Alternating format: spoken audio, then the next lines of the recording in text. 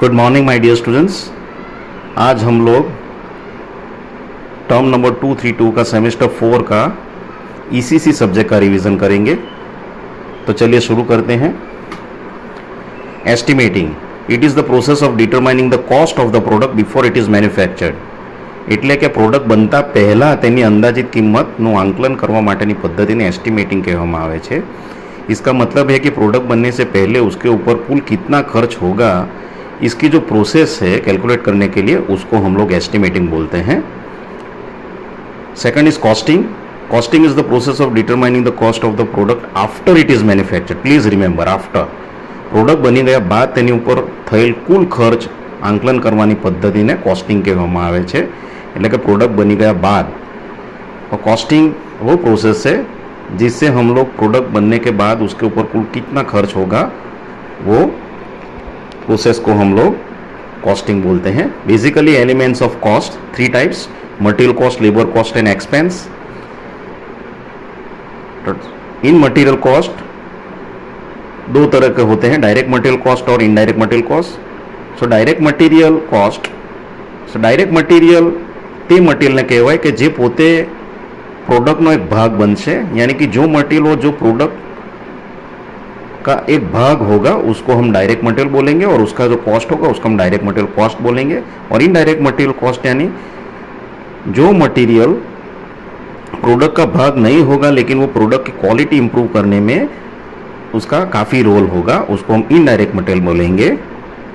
Second is labour cost. So 2 types of labour cost, direct labour cost और indirect labour cost. So direct labour cost, जो labour machine को directly operate करता है और product बनाता है उसको हम डायरेक्ट लेबर बोलेंगे, और उसके ऊपर होने वाले खर्च को डायरेक्ट लेबर कॉस्ट बोलेंगे।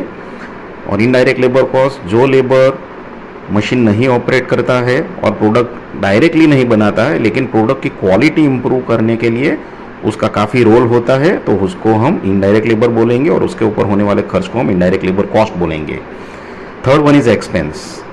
उसके इसमें भी 2 है, डायरेक्ट एक्सपेंस और indirect expense. So direct expense are those which can be charge directly to a particular product. कई बार नई प्रोडक्ट होता है तो उसके ऊपर हमको जिग्स, फिक्सचर्स, रिसर्च का एक्स्ट्रा खर्च होता है, तो उसको हम डायरेक्ट एक्सपेंस में डालेंगे। और इनडायरेक्ट एक्सपेंस यानी कि those all the cost which occurs on proper functioning of the industrial organisation. So सभी तरह के खर्च जो एंटायर इंडस्ट्रियल ऑर्गेनाइजेशन में होते हैं उसको हम इनडायरेक्ट एक्सपेंस बोलते हैं। नाउ सेकंड स्लाइड, ये हम लोग देख सकते हैं कि ये block diagram of elements of cost है। ऊपर दिया गया है DMC is equal direct material cost, DLC is equal direct labour cost, DE is equal direct expense, FOH is equal factory overheads,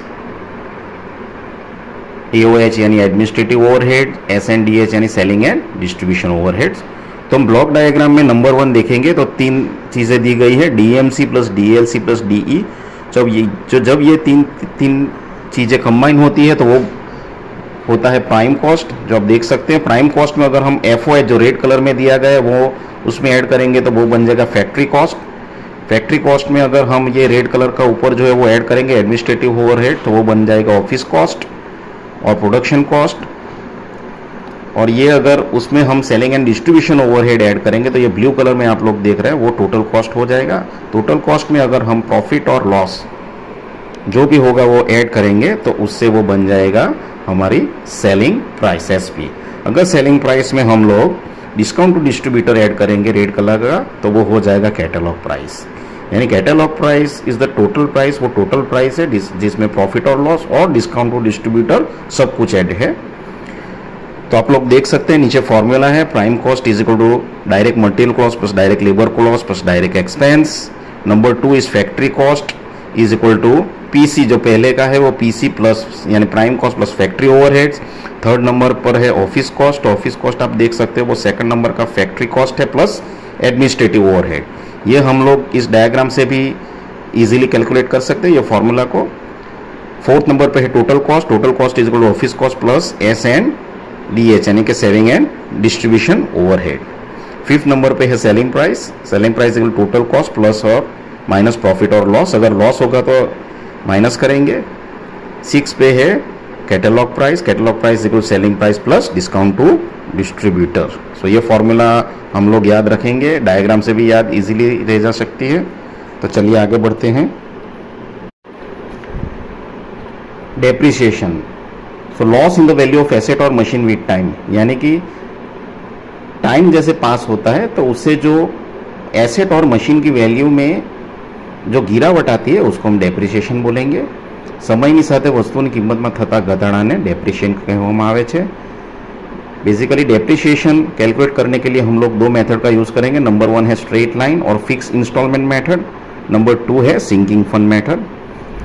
अगर हम डेप्रिसिएशन स्ट्रेट लाइन मेथड से calculate करेंगे तो उसकी फॉर्मूला है D is equal to C minus S upon N, जहाँ पे C is equal to initial cost of equipment, S is equal to scrap value और N is equal to life in years है।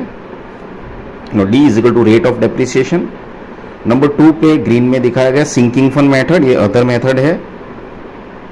इससे अगर हम लोग depreciation calculate करेंगे तो इसकी फॉर्मूला है D is equal to R into C minus S divided by 1 plus R raise to n minus 1। Remember, इधर हमको rate of interest on depreciation भी यूज करेंगे, सो ये मेथड थोड़ी हमारे लिए एक्यूरेट होगी। सो बेसिकली इस दो मेथड से हम लोग डेप्रिसिएशन फंड फाइंड कर सकते हैं।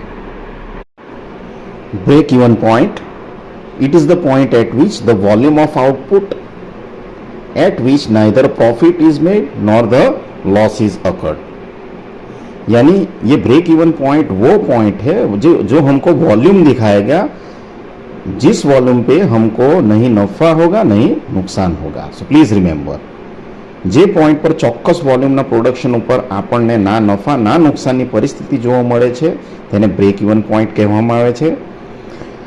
ડિયર સ્ટુડન્ટ્સ, આપણે એવું પણ કહી શકીએ કે બ્રેક ઇવન પોઈન્ટ દર્શાવે છે કે આપણે કેટલું લઘુત્તમ એટલે કે મિનિમમ પ્રોડક્શન કરવું જોઈએ જેથી આપણને ટોટલ પ્રોડક્શન કોસ્ટ અને આપણી ટોટલ ઇન્કમ એક સરખી રહે અને ના નફા ના નુકસાનની પરિસ્થિતિ ઊભી થાય। એટલે કે આપણે મિનિમમ આટલું પ્રોડક્શન કરીશું તો આપણે નફો પણ ના થશે અને નુકસાન પણ ના થાય। Assumption made in construction of break even chart, એટલે કે આપણે બ્રેક ઇવન ચાર્ટ બનાવીએ છીએ ત્યારે આપણે થોડા એઝમ્પશન કરવા પડશે। Number 1, selling price is assume to be constant, यानी कि सेलिंग प्राइस कांस्टेंट रहेगा। Number 2, there will not be any increase और डिक्रीज इन एफिशिएंसी, यानी कि जो प्रोडक्शन है उसमें कोई इंक्रीज और डिक्रीज का एफिशिएंसी नहीं रहेगा, everything will be constant. Is assume that production is equal to sales, यानी कि जो प्रोडक्शन होगा वो पूरा बिक जाएगा, ये भी हमको एज्यूम करना पड़ेगा, हमारे पास कोई बचा नहीं रहेगा। और नंबर 4 है cost of production is remaining constant, यानी कि थ्रू आउट जो प्रोडक्शन होगा उसमें रॉ मटेरियल वो सब की कीमत कांस्टेंट रहेगी। 4 एजम्पशन है, ये रिवाइज करते हैं assumption. Number 1, selling price constant रहेगा। नंबर 2, एफिशिएंसी भी कांस्टेंट रहेगी, इंक्रीज भी नहीं और डिक्रीज भी नहीं होगी। नंबर 3 पे है कि जो भी प्रोडक्शन होगा वो पूरा बिक जाएगा, so it is assume that production is equal to the sales. And number 4, जो कॉस्ट ऑफ प्रोडक्शन है यानी रॉ मटेरियल वो सबका कॉस्ट भी कांस्टेंट रहेगा। ये 4 एजम्पशन हम लोग को ब्रेक इवन चार्ट में चाहिए।